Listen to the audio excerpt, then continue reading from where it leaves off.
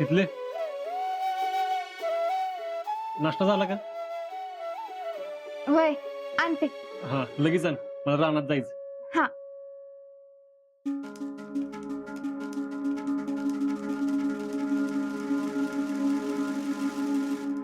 ह्या घरातली समधी कामं तूच कर काय? गडी म्हणूनच आणली ना तुला? मी काय गडी आहे का या घरात? वागतेस तर तशीच की. जशी आलीस तशी प्रत्येक कामाला तूच आहेस.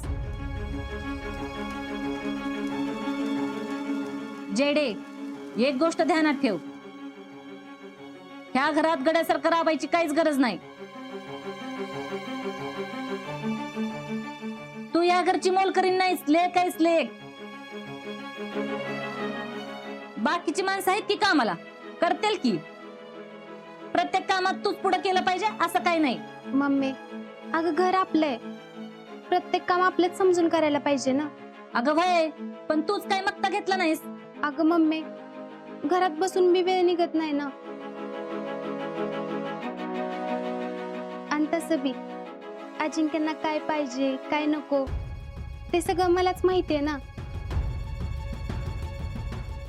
शीतलला कशाला उगाच त्रास. आणि तसं बी शीतलने या घरात काम केलेलं अजिंक्यांना आवडणार आहे का?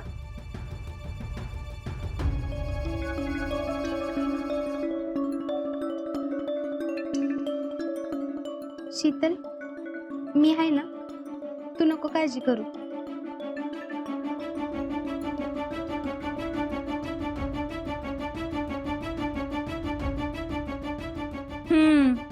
ज्याचं करावं भलं ती म्हणतं माझंच खरं.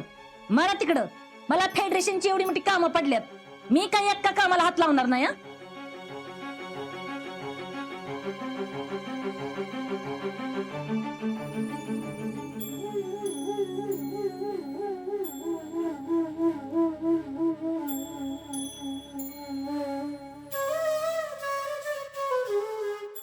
शितले,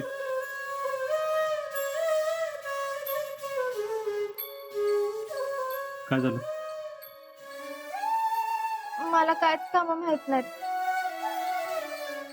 आणि मी नुसती बसून राहिली की मामींची चिडचिड होती. मला जरा एकदा सांगाल का मला काय काय कामं करायला लागतील? मी घरातली समधी कामं करीन.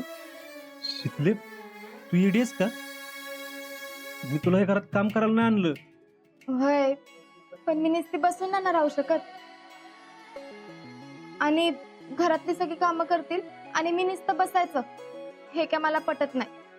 वय, पण प्रत्येक काम तूच करायची असं काय नाही ना. भाऊजी, मी या घराची सून आहे.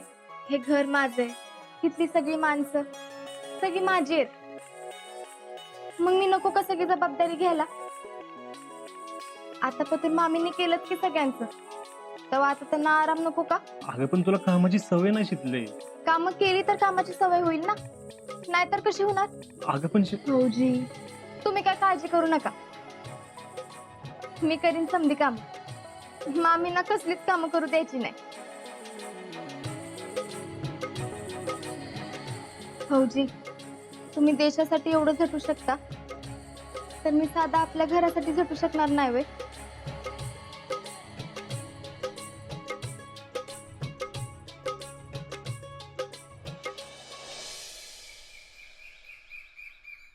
ओम सूर्याय नमः.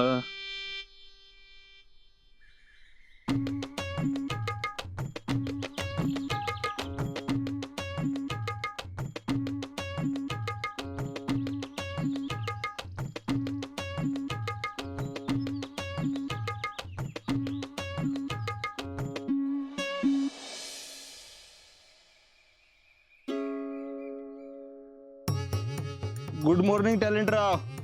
गुड मॉर्निंग भैया साहेब. कधी आला? ठीक आहे, आता तुमचे सूर्यनमस्कार चालू असताना. अच्छा, भैया एक विचारू का? विचार की.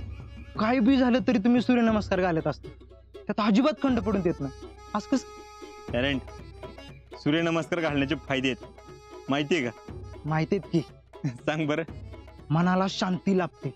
करेक्ट आहे. आणि दुसरं, चित्त थाऱ्यावर येतं. एकदम करेक्ट आहे. आणि त्याची आता आपल्याला गरज आहे. जयश्रीनं शांत डोक्याने राहून जे केलं ना, खरं तर आपण ते करायला पाहिजे होतं, पण आपण नाही केलं. का? कारण आपलं चित्त थारेवर नव्हतं. आणि आता ते आले. हा, मग आता पुढं काय? पुढं काय कळल की वेळ आल्यावर. हा भैया, एक विचारू का? विचार की. त्या दिवशी तुम्ही आजच्या घरी जाऊन माफी मागितली, त्याचं कारण काय? जयश्रीनं सांगितलं म्हणून. म्हणजे जे स्त्री सांगेल तसं करायचं आपण? हा, नॉट एक्झॅक्टली. मग? हा, तसं करतोय असं भासवायचं. कसं आहे टॅलेंट, जयश्री जी काही करेल ना ते आपल्यासाठी चांगलंच असेल. हा, याचा विचार मी केलाच नव्हता भैया. हा, टॅलेंट मला सांग, दुश्मनावर जर का वार करायचा असेल तर कुठं करायचा? पाठीवर. बरोबर चुकलाच बघ. आम्ही पण हाच विचार करत होतो, पण तसं नाही. दुश्मनाला गाफील ठेवून त्याच्या पाठीवर वार करणं चुकीचं आहे टॅलेंट. मग? काळजावर वार करावा टॅलेंट, काळजावर. कारण काळजावर केलेला घाव लवकर भरत नाही.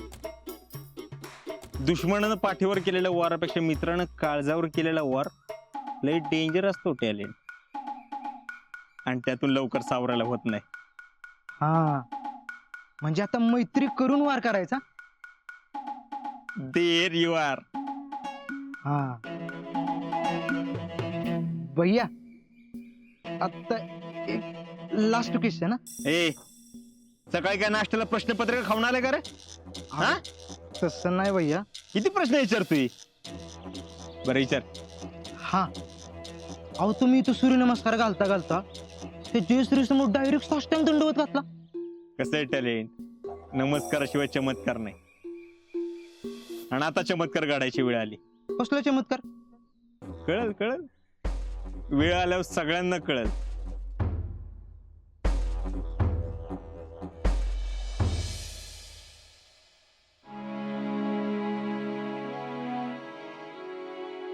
नाना, नाश्ता आता करणार का थोड्या वेळानं आणू? आत्ता झालं, देवपूजा झाली माझी. बर, जितू भाऊजीने पण बोलवा, बाहेरच असतील. होय, तू नाश्ता घेऊन ये. आणते.